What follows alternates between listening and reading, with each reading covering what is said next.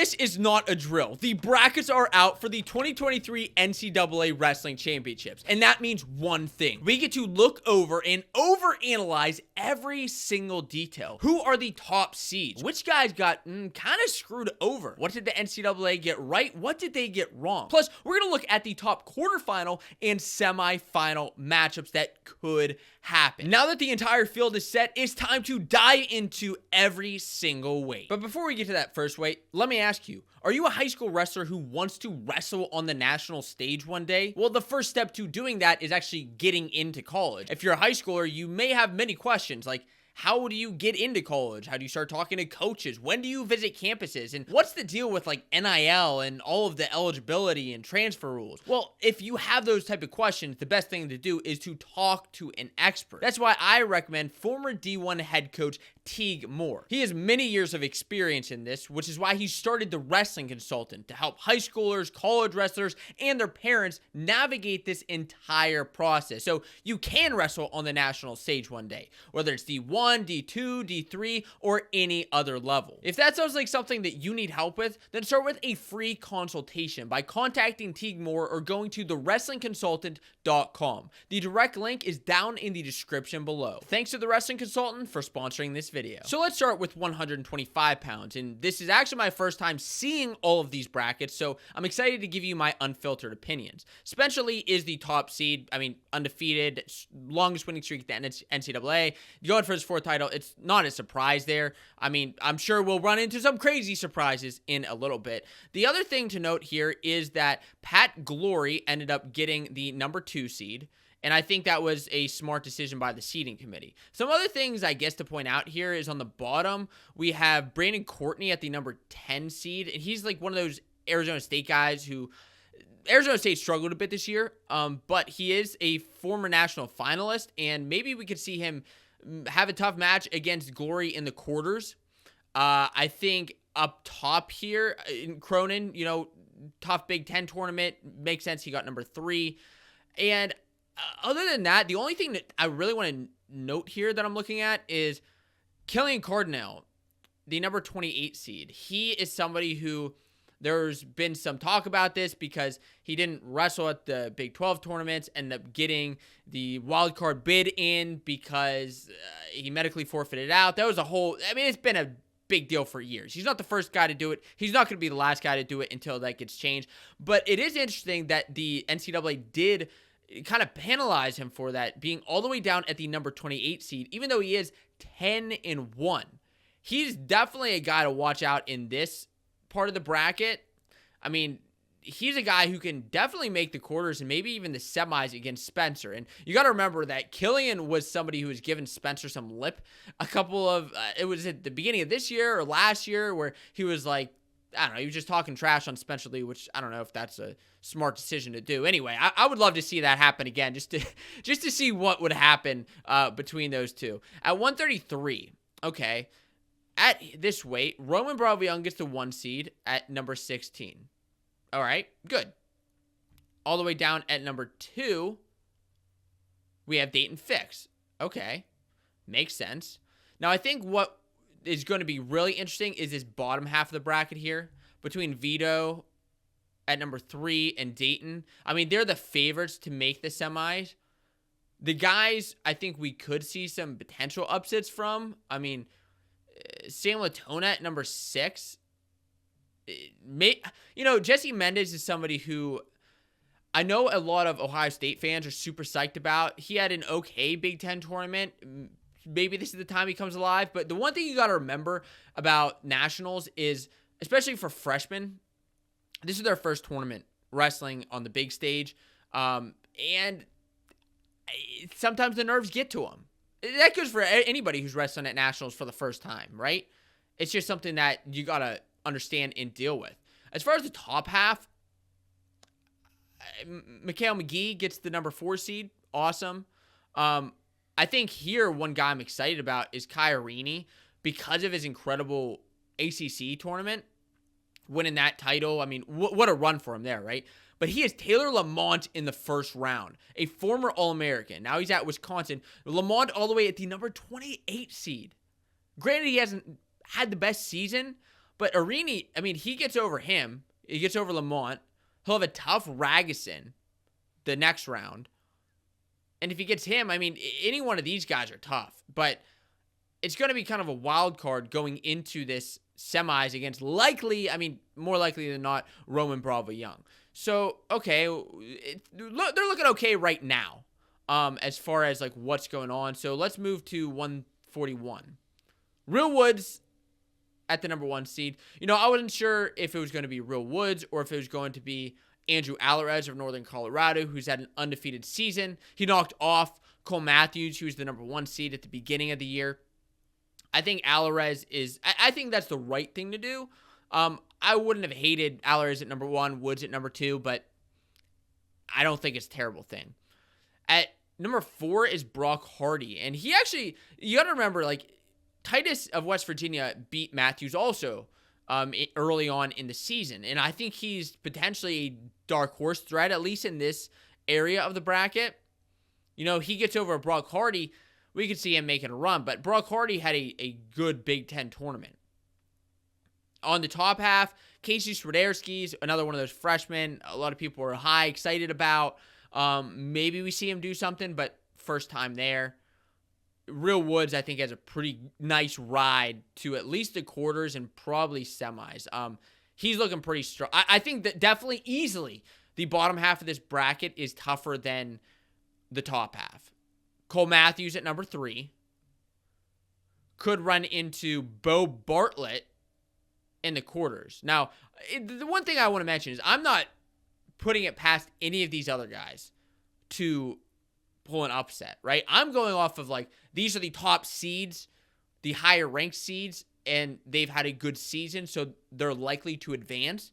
But as we know, the national tournament, anything can happen. It will, and it does, and we could see that here. But Bo Bartlett, why would I love to see him make the quarters against Cole Matthews? I just think that would be a very fun, exciting match. On the bottom half, you know, if Andrew Alvarez continues to win, I think you got Lachlan McNeil down here, who's a tough freshman. I could see him making the quarters against Alvarez. But Alvarez, he really impressed me at Big 12s. I've watched him like here and there throughout the year, but really I was able to watch him succeed at Big 12s. And I think he is he's an extremely aggressive wrestler. And I think that's something that we don't see enough of in college wrestling these days, is just the aggressor going at guys. And I think what I'd love to see is a Cole Matthews versus Alvarez rematch. But, you know, Bo Bartlett at number 6, I'm not thrilled about that seed. Okay. It is what it is. I mean, you're going to have to win matches to win a national title. So, 141, Yanni D at number 1 with the 1 loss. Not a surprise, all right? Who's he going to run into? You got Max Murin there at number 8, and Murin is a guy who has yet to get onto the stand. And I don't think he's necessarily going to pose a threat to Yanni, but I think that would make for a good quarterfinals matchup. And Murin's going to have to get on a good run early on. Now, Milner of App State was the SoCon's lone All-American last year, and I believe the year previous. And he's somebody who I think you can watch out for as a dark horse in this area of the bracket. On the bottom half of the top side, you have Pinheiro Johnson against Jared Verclaren in the first round. That's a tough one. And after Pinheiro's incredible run at Big 12s, I'm psyched for his first NCAA. Caleb Henson. Wow. Shane Van Ness. Look at these freshmen. Johnson, Van Ness, Henson. Any one of those guys can come out in the quarters and in the semis against Yanni. Now, I don't know if any of them are going to be able to give Yanni a match, but wow. I like Yanni. Remember last year he came alive at Nationals, and I think you're going to see that with Spencer. You're going to see that with Yanni. You're going to see these guys who have come here to win their 4th title or win a national title. They've been here before. They've done it before. This is the time that they shine. They shine under the limelight. They shine with the crowd hyping them up. I don't think anybody's really going to compete against Yanni, but what if the freshman's the guy to do it? On the bottom half, Parko gets number 3 of Arizona State. Okay. Brock Mahler of Mizzou. This is interesting. Okay, so let's move down to the very bottom half. Sasso gets the number 2 seed. And good on him for winning the Big Ten tournament and having a good year. He deserves that number 2 spot. Austin Gomez at number 15 seed. That's because he did get that automatic, or did get the wild card bid because he lost twice at Big Tens, got DQ'd in that second match. Him and Sasso in the second round. Now, the thing is going to be, is Gomez healthy? It's tough to say. At Big Tens, he looked like maybe not, but he has 2 weeks to heal up, so I really hope that he is healthy. A healthy Sasso versus Gomez match is going to be one to watch. And whoever comes out on top of that will probably have Yaya Thomas. I would bet. Jeez. Jaden Abbas, he can definitely make a little run there too. The top half of this bracket is tough, but the very, very bottom with Sasso and Gomez, I think is going to be, whoever wins that's probably going to end up making the finals on the bottom half. On to 157 pounds. At 157, Austin O'Connor gets the 1 seed. I would have been shocked if anybody else got the number 1 seed. The only other undefeated guy at this weight is Josh Humphreys, who's 16-0, but he hasn't wrestled as much of the competition. I mean, Austin O'Connor's wrestled some tough competition, but I don't think even as much as the Big Ten guys. Levi Haynes is down here at number 2. And after winning the Big Ten title, I think he deserves that number 2 spot. But what really excites me about this weight is Bryce Andonian versus Levi Haynes. Okay. Levi Haynes versus Andonian in the quarterfinals. This could be the match of... It'll be the match of the quarterfinals. This is the match I'm looking more forward to than I think any other match right now, just because of how exciting and electric that would be. Who do I have in that match? It's hard to bet against Levi Haynes after what he pulled off, but I got to go with Andonian there. But it would be awesome to see Haynes make a semifinals rematch against Peyton Robb, because I'm sure Peyton Robb is looking for some blood after his Big Ten's loss to him, to a freshman. On the top half, I think a guy who could make some noise is Ed Scott. But he would run into Austin O'Connor, who he has a loss to earlier on. And I'm not putting Will Lewan, who had a good run last year, to the semis. I'm not putting it past him. Now, I think the thing is, like, last year, a lot of these Michigan guys, like, had a solid year last year because they were in Detroit. They were in their home arena, and I think that really played into a lot of things. I don't know if we'll get that as much here. The other guy to note here is Patty Gallagher, okay, against Josh Humphreys as a first-round matchup. That's insane. And as we move on, I mean, Jared Franek is like the kind of silent assassin here who has just had an incredible year, but hasn't really got a ton of recognition, being that he's not from like a big school like Penn State or Iowa. But I think the match I'm watching for here is Andonian versus Haynes. As far as the top, we'll probably get an O'Connor versus... I don't know who would come out on top of all this. I would go with Humphreys, but that's just my gut right now. So now we can move on to the 165-pound weight class, where David Carr is the number 1 seed. Not a surprise, undefeated, well-deserved, phenomenal year so far, Big 12 champion. Keegan O'Toole at the number 2 seed down here, which is the smart way to go. He'll have tough Wyatt Sheets in the first round, but he's looking pretty good here. He could run into Carson Hartzell, it looks like, potentially in the quarters. Now, I wouldn't be surprised if I saw Brady upset Hartzell in the first round. Brady's had a solid year. Hartzell has struggled a bit at times this year. He's looking maybe like coming alive this time of year, but okay, let's get to this part. So Dean Hamidi at number 3. Peyton Hall in this. Cam Amin of Michigan and Patrick Kennedy. Wow, that is tough. This bottom half of the bracket at 165 pounds is insane. Are you kidding me right now? Are you kidding me? Dean Hamidi is the favorite as far as like this top half, but man, if he makes it to the semis, getting past all of these guys, and runs likely into Keegan O'Toole, that's going to be one heck of a matchup. So how's David Carr going to fare? Well, Shane Griffith at the number 9 seed. I probably would have ranked or seeded him higher. Number 9 seems a little bit low, but I would love to see that quarterfinals matchup between Shane Griffith and David Carr. A quarterfinals matchup between two national champions. Yikes. Listen, Griffith is not a foregone conclusion to make the quarters because Matthew Olgan of Oregon State has beaten him twice in the recent months. Okay? Then you have Quincy Monday at number 5.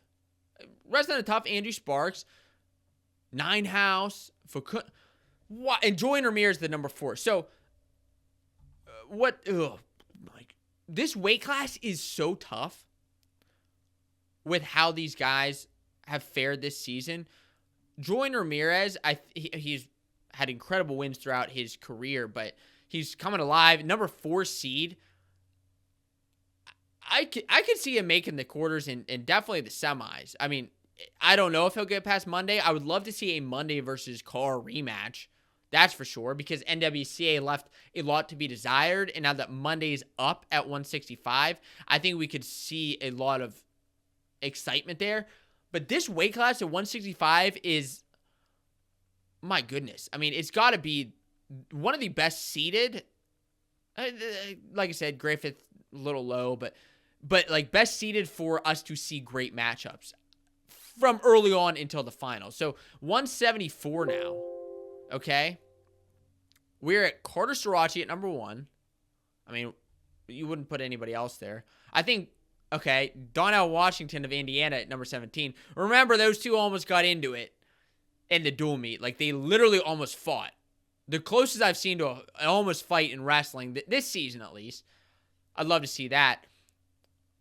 On Carter's side as well, you have Edmund Ruth. And I think that would be a fun one because it's kind of like old school, like what, the late or the early 2010s with Ed Ruth coaching his younger brother Edmund going up against Carter Sirachi. I think that would be just a very fun one just for like the historic reasons. And then on the bottom part here, we have Chris Foca. I mean, really anybody could come out on top here. I think Dustin Plott is the favorite, or Foca. Okay. Micaiah Lewis gets the number 3 because Labriola is number 2. Okay. I understand that. And I think the best match to look forward to is probably Ethan Smith of Ohio State against Mackay in the quarters, just because these two have some history and they don't like each other. I mean, talk about fight. This weight class is made of fighters, I guess. Like, between Mackay wrestling, getting almost to fight in ACCs, little shoves at the end, Sirachi and Washington, we may see an all-out brawl at 174. I'm not condoning it. I don't think I want to see that happen, but wow, it could. So, Mackay, I think the dark horse here, I would say dark horse is Alex Faison. He's a tough Nelson Brand. I'm going to say, yeah, Alex Faison of NC State had a great ACC tournament. He's the dark horse here. I think it's possible he takes Ethan Smith, but Ethan Smith's the better wrestler in the long term he's been. Turley's All-American former. Him versus Mackay's a tough first-round matchup. And on the bottom here, nothing crazy, honestly. I'm looking forward to probably a Mackay versus Labriola semis, likely. Nothing insane here at the 174 pounds weight class. Oh boy. All right. So I just pulled up 184. Okay, so Aaron Brooks is not at number 1. So where is he? All right. Aaron Brooks is number 3. So who's 1 and 2? Well, Keck Eisen of Northern Iowa is number 1. Trent Hiley is number 2. Okay. So I'm actually a huge Trent Hiley fan. Big. But let's look at these stats. Like, him and Keck Eisen have gone back and forth this year. Keck Eisen has the last win, so that's why he gets the number 1 spot. Brooks is being penalized because he has the loss to Marcus Coleman of Iowa State from the collegiate wrestling duels. Okay. He's just only a 2-time national champion. The only national champion in this weight class. He could run into Coleman again, I guess, in the quarterfinals. It's possible that happens. Actually, pretty likely. Or I'm sorry, excuse me, I was misreading that. Muniz is number 4. He and Coleman could run into the semis together. But Brooks, let's see who he could run into. Caleb Romero. I mean, there's nobody here where I'm like, Brooks can't beat. I think we're going to end up with a Hiley versus Brooks semifinals match right here. I mean, the Bolin and Hiley rivalry is one to watch. It's a super exciting one. But as far as like, we got an awesome semifinals last year between Brooks and Hiley. Went into overtime. Hiley, we found out, was sick.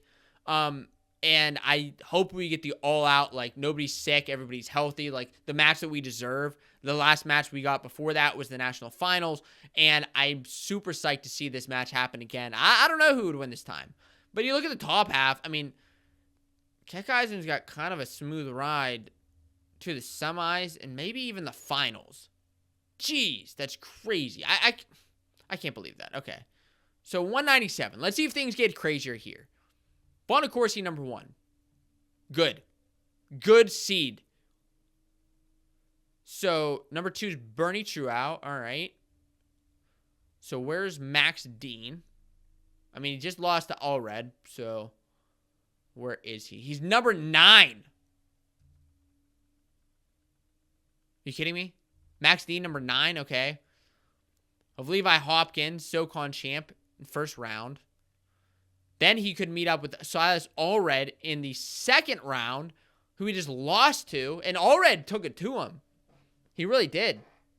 At Big Tens. Ooh, that's going to be tough. And if he wins that, he's going to have to get past probably Nina Bonacorsi. National finalist. Jeez. Talk about like 165 with champion matchup. In the quarters, you got Bonacorsi and potentially Dean. And that's assuming that he gets over all these guys, right? So what would happen in the semis here? Well, you have Ethan Laird. That's who Max Dean lost to earlier in the season. And Michael Beard. 2 tough guys. And Bastida on this half. Wow, maybe I take back 165, that tough half, because I think this may be the toughest as far as like most open, like anybody, like whoever comes out on top of this, I think whoever, maybe, I was going to say could win is going to win the national title, but you got Rocky Elam down here at 3, Truout at 2. Trumbo's been wrestling a tough year. Jacob Warner, former national finalist last year, all the way down at number 14 seed. And I don't think that's like a crazy thing. I mean, he took some losses this year, right? He took 6 losses. But him and Warner and Elam round 2 is incredible. I think 197 is extremely underrated of a weight. You throw in Tanner Sloan, who has only 2 losses this year. Gavin Hoffman, who had a run last year of Ohio State. I mean, this is an incredibly tough bracket. I don't know who's going to come out on top of that. So let's go to heavyweight. So Mason Paris, okay, gets the number 1 seed. Good. I haven't had a problem really with any of the number 1 seeds. I don't think. Besides Keck Eisen. Number 2 is Wyatt Hendrickson. And by the way, like at this point, I'm seeing like Penn State did not get the best draws. I mean, you got Facundo and Van Ness got like okay, but like they didn't do anything incredible to deserve it. Bartlett got kind of not their best draw. Max Dean, I don't know why he's so low. I think that's bad. Iowa's draws have been decent so far as well. Nothing incredible. They had a decent Big Ten tournament. I think they kind of fall in line. Please let me know. Let me know your comments about all of this. So, Greg Kirkfleet at number 3. Number 3. So, Wyatt Hendrickson gets the number 2 seed. Big 12 champion. And listen, I like Hendrickson, but there's no way you're ranking him, you're seeding him above Kirkfleet, whose only losses are to Mason Parris, the number 1 seed. No. Sorry. Not now. Bad call.